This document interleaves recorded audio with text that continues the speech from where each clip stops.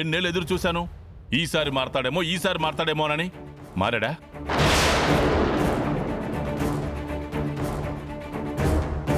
తప్పుల మీద తప్పులు చేస్తూ నాకు మనశ్శాంతి లేకుండా చేశాడే కానీ నన్ను మిమ్మల్ని ఎప్పుడైనా ప్రశాంతంగా ఉండనిచ్చాడా? అలాంటి వాడి గురించి ఇంకా ఏంటమ్మా మనం మాట్లాడుకునేది? ఇన్నేళ్లుగా మారినవాడు ఈ పూజ చేయించగానే మారిపోతాడంటే ఎలా నమ్ముతున్నావు?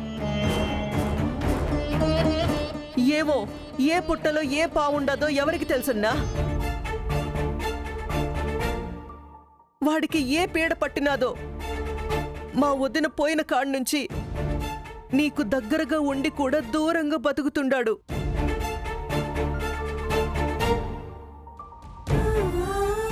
ఒకవేళ ఈ పూజ చేసినాక వాడి మనసు మారుతాదేమో, నీకు నచ్చినట్టుగా ఉంటాడేమో. ఒక తూరి ఆలోచించునా? ఇది నేను వాడి కోసం మాట్లాడటం లేదు. ఇల్లు బాగుంటది, మనం ప్రశాంతంగా ఉంటామని పంతులు గారు చెప్తుండారు. అందుకని చెప్తుండాను. పిన్ని, ఏంటి మీరు? నిన్నగాక మొన్న మావయ్య గారు ఎంత కోపడ్డారో చూశారు కదా. మీరు తనని వెనకేసుకురావడం, అతన్నేం అనలేక మావయ్య గారు మీ మీద కోప్పడ్డాం. తర్వాత అయ్యో నా చెల్లిని అలా అన్నానే ఇలా అన్నానే అని మావయ్య గారు బాధపడ్డాం. ఒంటికి గాయాలు చేసుకోవడం ఇదంతా అవసరమా చెప్పండి? దుర్గా, అలా అంటావేంటి? అత్తయ్య చెప్పే దాంట్లో కూడా నిజం ఉంది కదా. చిన్నప్పటి నుంచి నాన్న కోపం కూడా వాడు బాధ్యతగా లేడని. ఏమో, ఈ పూజ జరిపించడం వల్ల వాడికి బాధ్యత తెలుస్తుందేమో. మారడు అనుకుని పరాయివాడ్లా బయటుంచాం. మారితే మనోడవుతాడు కదా నాన్న, మనతో కలిసి ఉంటాడు కదా. వాడు మారడ్రా, వాడి మీద నాకు నమ్మకం లేదు. ఇదిగో, తమ్ముడు విషయంలో మీరు, అల్లుడి విషయంలో పిన్ని ఇలా మాట్లాడతారు. చివరికి బాధపడేది ఎవరు? మావయ్య గారు. అవసరమా చెప్పండి? కృష్ణంరాజు ఒప్పుకోకుంటే ప్లాన్ వేస్ట్ అవుతుంది. మీరు చిరంజీవి గురించి ఆలోచిస్తున్నారు, నేను మావయ్య గారి గురించి ఆలోచిస్తున్నాను. ఆయన చేతి మీద గాయం కూడా ఇంకా తగ్గలేదు. మళ్ళీ మళ్ళీ చిరంజీవి గురించి మాట్లాడుతూ ఎందుకు మావయ్య గారికి చిరాకు తెప్పిస్తారు? చూడమ్మా దుర్గా, కుటుంబం అంటే ఏమనుకుంటున్నావో? ఎవరికి వాళ్ళు బతకడమా?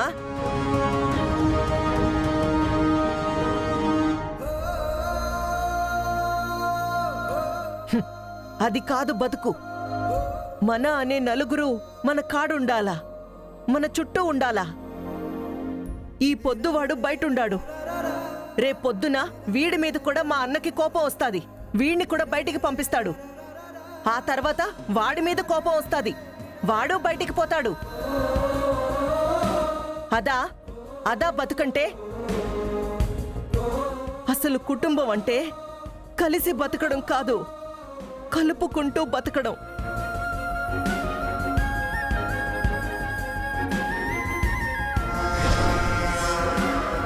అందరూ ఒకేలా ఉండరు కదా. తప్పు చేసినాడు, కొట్టో తిట్టో ఆ తప్పు సరిదిద్దాలా. ఇది తప్పురా అని చెప్పాలా. అంతేకాని తప్పు చేసిన వాళ్ళని దూరం చేసుకుంటా పోతే బంధుత్వాలకి బంధాలకి అర్థమే లేకుండా పోతాది. అది కాదు పిన్ని. నువ్వు ఉండమ్మా.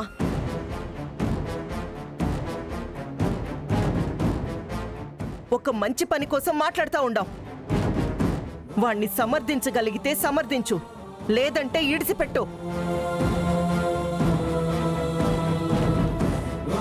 ఓ అన్నా, నీకిష్టం లేదని తెలిసినా కూడా మళ్ళీ మళ్ళీ మాట్లాడుతుండానంటే ఈ పూజ జరిగితే అంతా మంచి జరుగుతాదన్న నమ్మకం కలిగినది. నా కోసం ఎన్నో తూర్లు వాణ్ణి నేను క్షమించినానని చెప్పినావు. ఈ ఒక్క తూరి నా కోసం ఈ పూజ జరిపించన్నా.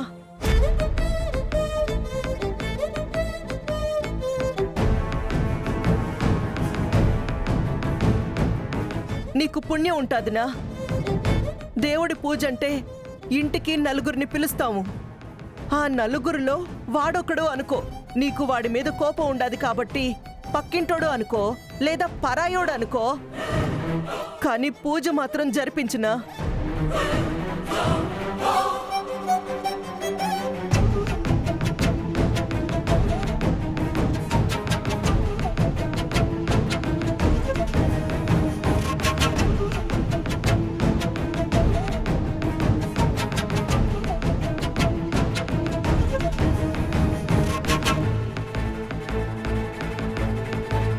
సరే, నువ్వు కోరుకున్నట్టుగానే పూజ జరిపిస్తాను.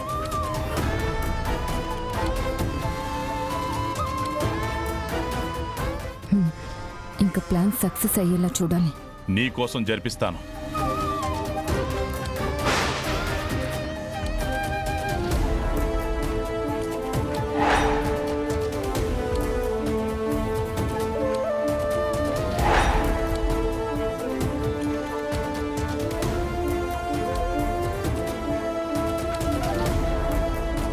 కానీ వాడు మాత్రం ఈ ఇంట్లో అడుగు పెట్టడానికి వీల్లేదు.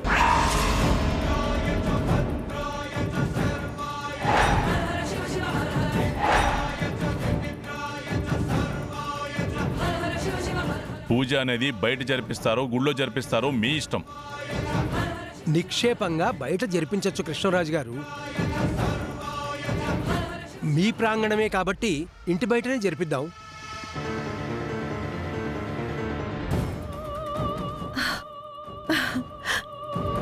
నువ్వు పూజ కొప్పుకున్నావన్నా, అది చాలు నాకు. నువ్వు ఎట్టా చెప్తే అట్నే చేస్తాము. పూజారి గారు, ఏం చెయ్యాలో ఎట్టా చెయ్యాలనో ఒక తూరి మా అర్జున్ గాడికి చెప్పండి. ఏముందమ్మా, బిడ్డలకి తల్లి గాని తండ్రి గాని స్వహస్తాలతో తలంటి స్నానం చేయించి పట్టు వస్త్రాలు పెట్టాలి. ఆ తర్వాత పూజలో కూర్చోబెట్టాలి. అట్నే పంతులు గారు, మీరు చెప్పినట్టే చేపిస్తా. రే అర్జున్, పూజారి గారు చెప్పినట్టు ఏం కావాలో చూడు. ఆ బట్టలు అవి మన షాప్ నుంచే తెప్పించు. అలాగే నాన్న.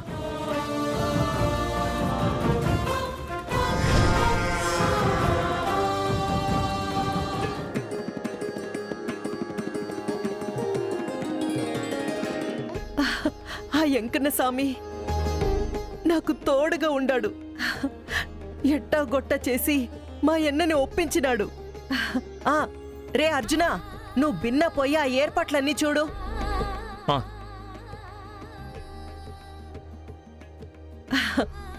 ఏం చేయాలి? చాలా పనులుండాయి.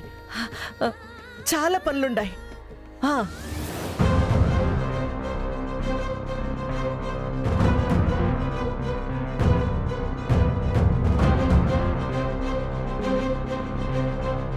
మా నాన్న చంపిన కృష్ణంరాజు అంతు చూడ్డానికి ఏదో ఒక దారి దొరక్కపోదా అనొస్తే ఆ దేవుడు ఓ మంచి దారి చూపించాడు. ఎట్టి పరిస్థితుల్లోనూ ఈ అవకాశాన్ని వదులుకోకూడదు.